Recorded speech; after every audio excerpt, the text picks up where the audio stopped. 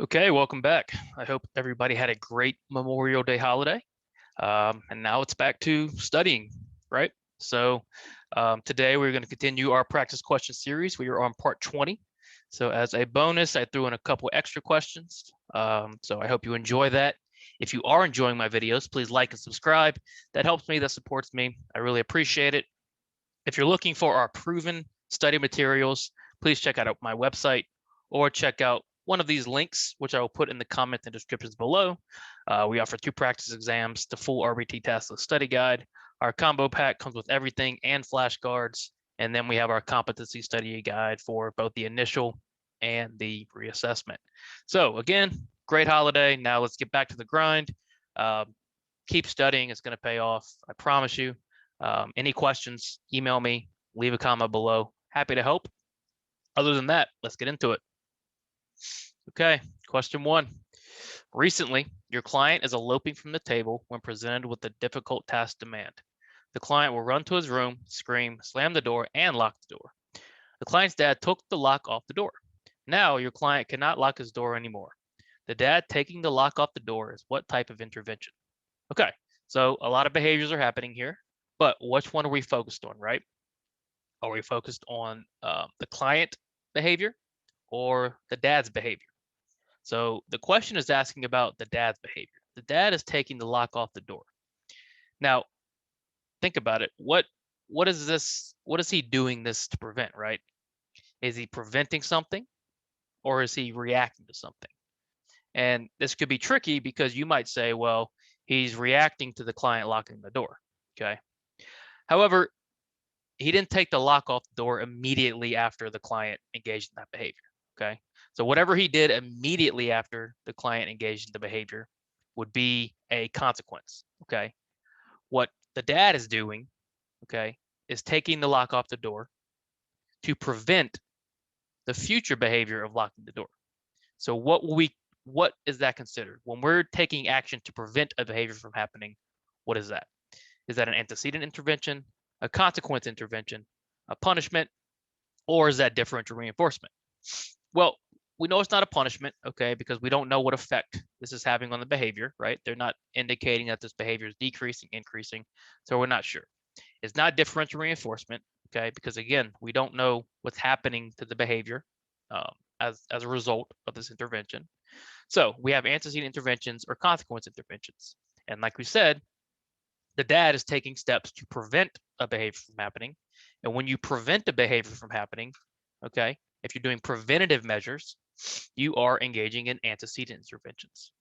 Consequence interventions are reactive, okay? We're reacting to the behavior. Taking the lock off the door is preventative. Therefore, it is an antecedent intervention. And that's the easiest way to remember antecedent interventions and consequences. Antecedents are preventative. Consequence interventions are reactive. Bill is teaching his client how to cook pasta. The steps are fill a pot with water, put the pot on the stove, turn on the stove, wait for the water to boil, put the pasta in the water, drain the pasta when it is done. Okay, so that's our task analysis. If Bill helps his client with every step and then reinforces his client for draining the pasta, Bill is most likely using which intervention? All right, so what type of question is this? This is a chaining question, okay? We can see from the steps, the task analysis, and then our answer choices are all asking about types of chaining. So it's our job to figure out what type of chaining Bill is using. And you always want to start there when answering questions. What is the question asking for? Okay, because sometimes these questions get very long. There's a lot of stuff going on. To make it simple, you need to find out what you're looking for. And in this scenario, we're looking for the type of chaining Bill is using. So what are our options? We have forward chaining, backwards chaining, total task chaining, and then the behavior chain interruption strategy. Well, we can get rid of D, okay, because Bill is not interrupting the chain at any point. That leaves us with forward, backwards, and total task. So what do we know about forward chaining? We know forward chaining, you reinforce the first step and then prompt through the rest. What is Bill doing here? Bill is helping his client with every step and then reinforcing what? The last step. Okay, so forward chaining is out. Since he is not teaching every step of the chain, total task chaining is out. So that leaves us with what? Backwards chaining. Okay, So there's multiple ways to get to this answer. You can eliminate, process of elimination. But if you know your vocabulary and you're familiar with the terms, this should be a very easy question, because as soon as you see that, oh, Bill is helping his client or prompting his client with every step and then reinforcing for the final step, you should immediately think backwards chaining, okay? So this question can be either really easy if you know your terms and definitions, or you can work through it, okay, slowly and get to the answer that way. Both are going to get you the right answer. One is going to be a lot less painful, okay, and give you a lot more time for the other questions. So again, know your terms, know your definitions. The test becomes way easier. All right, now, immediate responses to this question is people see this data chart and they see these intervals and the X's and O's, they want to panic. When you see graphs on the test, when you see charts on the test, do not panic. All you're doing is reading a graph, okay? All the information is there, okay? And these questions are actually some of the easiest on the RBT exam. Trust me on that, okay? So the question is, based on the interval data below, what percentage of intervals did your client engage in elopement behavior? So we're looking for a percentage, all right? So we're going to be dividing a number by a number, okay? And we're looking for the percentage that our client engaged in elopement behavior. So how many intervals do we have? We have 1, 2, 3, 4, 5, 6. 6 total intervals. Our legend says an X is a response and a 0 is no response. So how many responses do we have? We have 4 X's, therefore we have 4 responses. So now all we do is divide 4 by 6 and we get our answer. That's how you get a percentage, okay? So 4 divided by 6 is what? And they'll give you pen and paper, and then there's going to be a little calculator on your computer as well during the exam. So if you're terrified of math, even basic math, don't be, all right? They're going to give you the tools you need, okay? But you're going to have to find percentages as an RBT, so you need to understand how to find percentages, okay? So again, 6 intervals, 4 and get 4 instances of eloping is what? 66%. Super easy question, okay? If you aren't intimidated by the graphs and the charts, these questions are very simple, okay? All you're doing is reading the chart, right? And providing the information that the chart is giving you, okay? All right, you're working with a client who is on summer break. Your BCBA wants to design his schedule to mimic his school schedule. You're working in 30-minute intervals with your client. During the 30-minute intervals, you will complete a task and then your client will receive a break for the remainder of the 30 minutes. On average, your client receives a break every 14 minutes. Which of the following reinforcement schedule best fits the treatment plan? Okay, so what are we looking for? We're looking for the basic reinforcement schedule, okay? You see our options below, all have the number 14, okay? So we know 14 is part of it, all right? What information do we have? Well, we have 30-minute intervals, okay? And our client is receiving a break or being reinforced every 14 minutes on average, okay? And there lies the answer to this question, okay? So let's start with the interval versus the ratio. What is ratio based on? It's based on a number of responses. Interval is what? Based on time. Are we dealing with responses here for reinforcement, or are we dealing with time? Well, every 14 minutes, we are dealing with time, okay? So we know we're looking at an interval reinforcement system here. So A and B are out. So now we're looking at C and D. So let's go on to fixed versus variable. Is this a fixed reinforcement schedule? Are we reinforcing 14 minutes every single time? Or is it an average? Is it changing? Is it varying? Okay. Well, we know that on average, we're reinforcing. Therefore, our answer has to be what? It has to be a variable interval 14 minutes. Okay. And that's how you should answer basic reinforcement schedules. Okay. If you you should get to the point, honestly, where you can just look at this and immediately know. But as you're learning this, start to break it down like that. Okay. Am I dealing with time or responses? Okay. That's going to dictate if it's a ratio, or interval? Am I dealing with a fixed or a variable? Am I dealing with a unchanging number or time? Or am I dealing with an average and changing time? That's going to dictate if it's fixed or variable. And then the number, okay, just represents the amount of time or the amount of responses. Okay, so if you get lost or confused with basic reinforcement schedules, break it down into the pieces, okay, and it becomes a lot easier. And then as you get good at it, you're just going to be able to look at this, okay, and see, oh, on average, 14 minutes, that's got to be variable interval 14, okay? You got to walk and then you got to run, okay? So just walk first and take it slow. Don't rush to try to understand this stuff as well as possible at first, okay? Because you won't. So take the steps necessary, and as you get better, you're going to get quicker, okay? And I think the reinforcement schedules are a good example of that, of struggling in the beginning and being difficult in the beginning, and then as you learn it, it gets quicker, it gets easier, and you get much better at it, okay? All right, whenever you are playing a board game with your client, they will flap their hands and spin around in their seat. This behavior occurs when they have access to preferred items and when they are alone. What would be the best hypothesis as to what function of hand flapping and spinning around in their seat might be? Okay, so what is this? It's a function question, function of behaviors. We can see that from the question itself and the answer choices. So we're trying to guess or hypothesize what is the function of these hand flapping and spinning around behaviors. Okay, so when you're looking at functions and you're hypothesizing functions, you want to look at antecedents. Okay, you want to look at consequences, and you want to look at what's going on in the environment. So you're playing a board game with your client and they're engaging in this behavior, okay? So they're engaging in the behavior when they're given attention, okay? However, they're also engaging in this behavior when they have all their preferred items, right? So they're not trying to gain any tangibles. They're not trying to gain any attention because they're getting the attention, they're getting the tangibles, okay?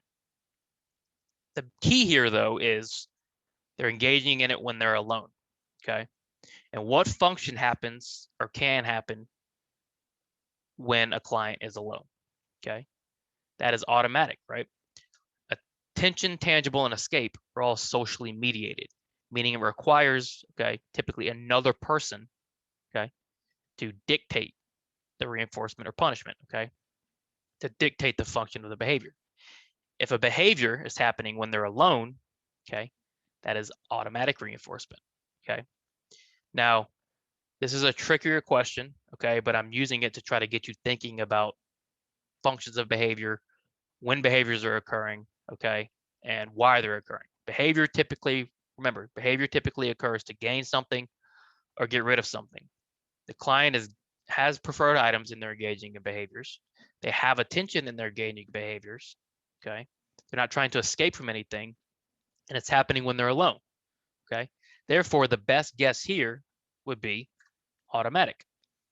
So typically when a behavior happens in multiple scenarios and in an alone setting, it's almost always going to be hypothesized that it's automatic reinforcement, okay? So that's a difficult question, but I just want to use it to get you thinking about functions of behavior on a more technical level, okay? And not just memorizing the 4 functions, but actually thinking about why behavior occurs and what the different functions mean. It's been a year and a half since you started working with your client. You have a great relationship with the family and really enjoy working on the case. You just started attending Pilates classes. Now, during sessions, you talk about Pilates with your client's mom. One day, your client's mom asked you if you would like to attend her Saturday morning Pilates class and then grab some lunch afterwards. What is the most appropriate response to this question? Okay, so we have an ethical question here. And not to give away the answer, but if you've been thinking about your terms and definitions, there's one thing that should immediately jump to your mind, okay, in this scenario, okay? So take a second and think about what alarm bells are going off, right? What should you immediately be thinking of, okay? So we're looking for the most appropriate response to this question. A, accept the invite. You have known the client long enough to trust her. B, accept the invite. It would be rude to say no. You might damage your relationship and hurt the client's progress. C, decline the invite. Your relationship with your client should remain professional. and D, decline the invite. It was inappropriate for your client to put you in that situation. So what is the answer here? Well, when I'm talking about alarm bells and reading this question, the thing you should have immediately thought of is dual relationships, right? You're going from a professional setting, okay? You're working in a really good working relationship with the family. The case is going well. They like you, you like them. Now your client is asking you to go to Pilates and grab lunch. What line are you crossing? Well, you're slowly going from a professional relationship to a more personal relationship, right? You go to Pilates class and get lunch with your friends, okay? As an RBT, you can't cross that line, all right? It's inappropriate, okay? It's not inappropriate for your client to ask because they might not know any better, okay? And the ethical guidelines are a little different for us than some other professions, okay? However, as an RBT, this is crossing over into a dual relationship. Your relationship with your client should always remain professional, okay? You can be friendly when you're in the home with your client, right? But when you start doing extracurricular activities, outside activities, you're crossing a line from professional to personal, okay? And that's a line that should not be crossed. So the answer here is C, decline the invite. Your relationship with your client should remain professional. All right, which of the following is an example of a reinforcement procedure? So easy, straightforward question. We were just looking for the best example of a reinforcement procedure. What does reinforcement mean? Reinforcement means we're adding or taking away something that is increasing a behavior. Okay, so let's look at our answer choices. A boy draws funny pictures in class and shows them to his friends. His teacher sends him to the principal's office. The boy starts drawing more and more funny pictures. So ask yourself, remember, when we're looking at punishment and reinforcement, we want to ask ourselves, what happened to the behavior? Did the behavior change? Did it increase or decrease? Well, the boy draws funny pictures, sends to the principal's office. He draws more funny pictures. What happened to the behavior? It increased. A looks pretty good, right? So remember, when we're dealing with reinforcement and punishment, it's not about the form, not about how it looks. It's about how it impacts the behavior. Sending someone to the principal's office is typically thought of as a punishment. But in this case, what's happening? The boy is drawing more pictures, okay? The behavior isn't decreasing, it's increasing, all right? So A looks pretty good. Always read all your answer choices. We're looking for the best example or the best answer. So B, a mom gives Johnny $5 for doing the dishes and emptying the garbage can. Well, Johnny gets $5, right? Because he's getting reinforced, but we don't know what happened to the behavior in the future. There's no information on, does Johnny continue doing the dishes in the future? Does Johnny stop doing the dishes in the future? We're not sure, okay? So we can't definitively say B is reinforcement or punishment. C, a dad gives a child a video game on the way to school and then says, now you must behave today. Dad broke a cardinal rule. What did he do? He bribed, right? This isn't a contingency. A contingency is an if and then statement. This is a bribe. He did the then and then the if, right? He gave the reinforcement and then said, okay, now you behave. It should be, if you behave in school, we'll get a video game. Okay, so C is out. D, a client learned to play the piano. The client's mom wants him to play for you, but the client gets embarrassed and stops playing the piano when you come over. Oh, what happened? The client stopped playing the piano. Okay, the behavior decreased, so it's definitely not reinforcement. That leaves us with what? A. That was our best choice from the beginning, but we should always be sure. You always want to read all your answer choices because you're looking for the best answer. But here, A is the best example of a reinforcement procedure. All right, you record every response with an X and every non-response with an O. If you're taking momentary time sampling data, when would you record an X? All right, kind of a wordy, confusing question, but all we're really asking about is momentary time sampling data. When do you record a response for momentary time sampling data? That's all the question wants to know. And if you know what momentary time sampling data is, then you know when you record a response for momentary time sampling data. And this is going to be a very easy question, right? Let's look at our answer choices. A, when a response occurs at the beginning of an interval, are there any time sampling procedures where we record a response at the beginning of an interval? Well, you could argue that partial interval recording might record a behavior at the beginning of an interval, right? But there's no specifics on that, okay? So A is incorrect. B, when a response occurs at the end of an interval. Yep, that's our definition, right? Momentary time sampling data. You take data at the end of an interval, okay? Is the behavior happening? Yes or no, okay? If the behavior is happening in this instance, you put an X. If the behavior is occurring at the end of an interval, okay? So we know B is our answer, okay? However, let's look at C. When a response occurs throughout an entire interval, what type of time sampling is that? That would be whole interval, right? And then D, when a response occurs during an interval at all, right? That is partial interval time sampling, okay? So easy question. You record an X or response during momentary time sampling data when a response occurs at the end of an interval. Simple question. If what? If you know your terms, if you know your definitions. Your client is a high-functioning 10-year-old who generally is well-behaved and does well in school.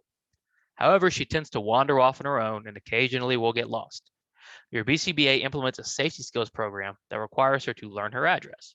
After 2 weeks, she successfully learns the address. You now start to randomly ask her to say her address once or twice a week. What are you testing for?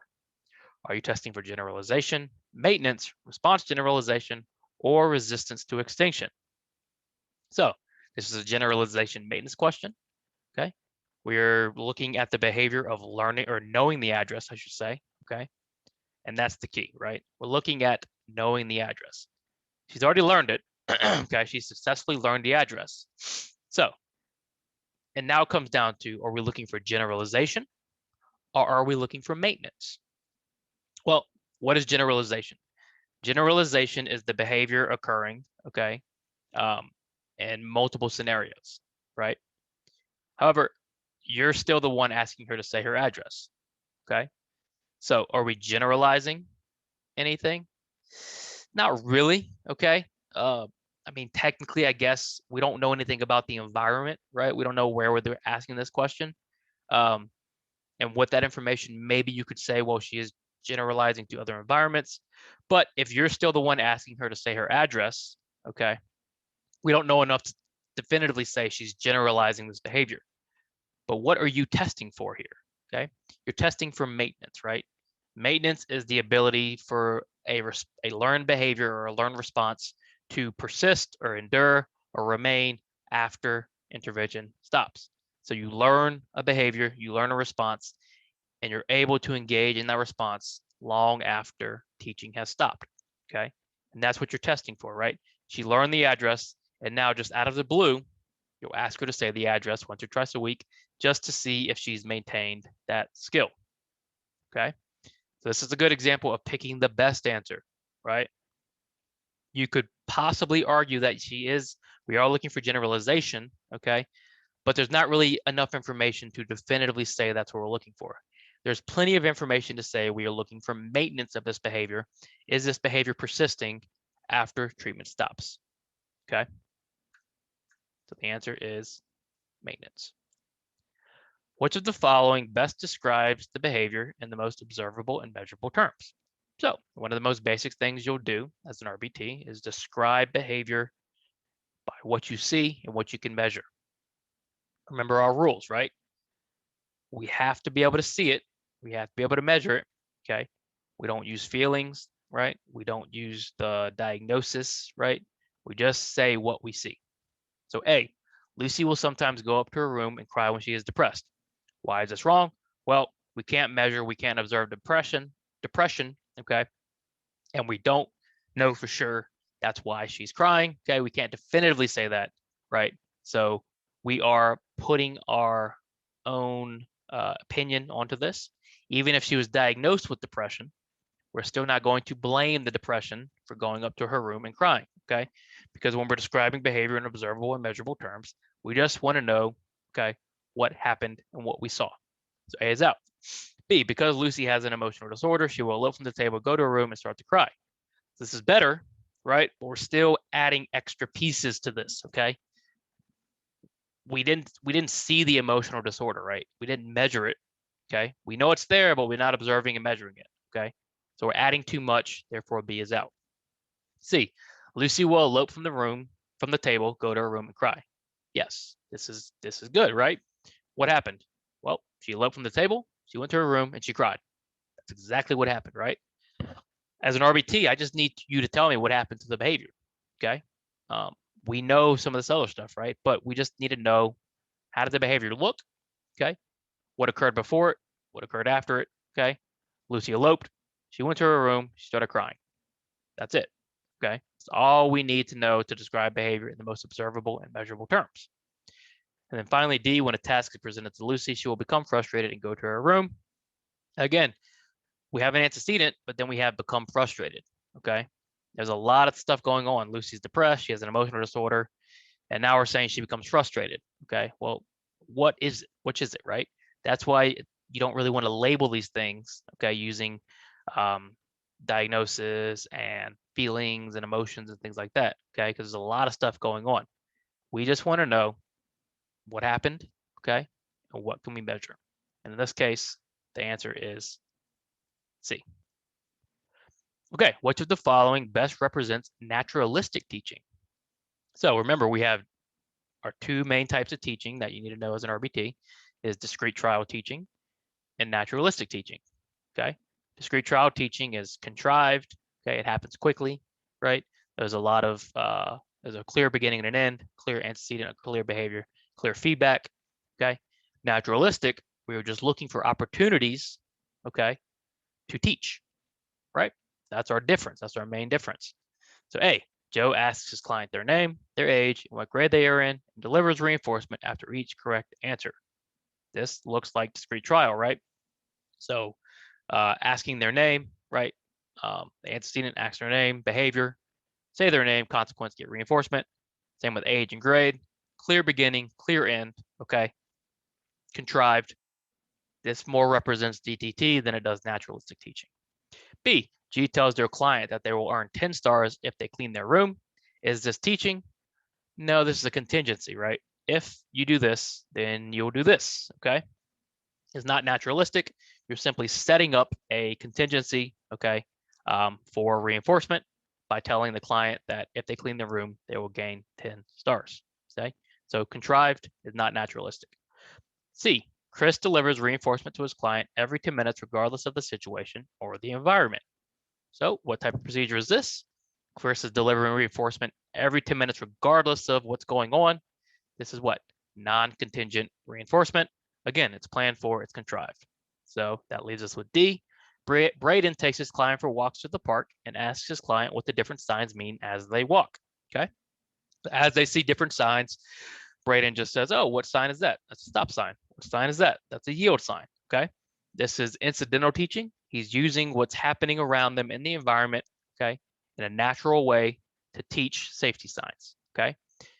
Discrete trial teaching or contrived teaching for safety signs would be maybe holding up a flashcard of a safety sign, asking them what it is, and then reinforcing and doing that multiple times. If you're just walking to the park and looking at signs and as they appear, okay, you're asking them what they are, that is an example of naturalistic or incidental teaching. Which of the following situations would most likely not require a crisis emergency protocol? So part of being an RBT is implementing crisis emergency procedure protocols as directed. What is a crisis emergency protocol, or what is a crisis emergency? A crisis or an emergency is if you, the client, or someone else is in danger. That's how we would define a crisis or an emergency. And if you have a client where that's a possibility, you should have a crisis emergency protocol in place. That way you know how to react, okay, if things start to get dicey and someone becomes in danger or the client is endangering themselves. So the question is asking which of the following is not, okay, does not require a crisis emergency protocol. A, your client will try and escape from the clinic. Yes, this would definitely need a crisis emergency protocol because this is a very dangerous behavior. Your client is running away from the clinic and to who knows what, right? So you would definitely need protocol You would need antecedent interventions. You would need consequence interventions. Okay. You would need a plan for if your client decided to try and escape. B, your client will grab onto your hair and pull. Well, if they grab your hair and pull, are you in danger? Yes. I mean, this could cause serious damage if they get a hold of it and they pull it hard enough. Okay. So you should be trained in how to dislodge your hair from their hand. Okay. And then how to respond to that behavior. So B, yes, would require a protocol. C, your client will scream and curse at you. Now, your client starts screaming at you. They call you every name in the book. They're cursing at you. Okay. Pretty violent verbal assault. But are you in danger? Is this an emergency? No. Verbal aggression does not necessarily constitute a crisis emergency protocol. Okay. It might hurt your feelings, right? And it's not very nice, but you're not in danger necessarily. Okay. Now, if they escalate to aggression and things like that, that's a different story. But if they're just screaming and cursing at you, there's no crisis, there's no emergency. Okay. You should just have a BIP or a behavior plan designed for C. Okay. So C is good, right? This does not require crisis emergency protocol. D, your client will attempt to pick up chairs and throw them. Now, this is more of a crisis emergency, okay? Because throwing a chair can cause serious damage. So let's say your client screams and curses at you and then attempts to pick up chairs and throw them. If that were to happen, then yes, you would now need a crisis emergency protocol in this situation, okay? However, just screaming and cursing at you would most likely not require a crisis or emergency protocol. Okay, I hope you enjoyed those. Please like and subscribe if you did. That helps me. Remember, if you need any of our study materials, check out our website, okay? Check out our links, which I'll put in the comments and descriptions below. We have all the practice exam study guides, our combo pack, and the competency study guide. Any questions, comments, please leave them below or email me. I'm happy to help. Other than that, keep studying hard. It's going to pay off. You can pass. The test is not as difficult as you think it is, okay? If you put in the work, you just have to put in the work. You have to study, and you can knock this out, no problem, okay? So keep studying hard. I'll be back Friday, and I'll see you guys soon.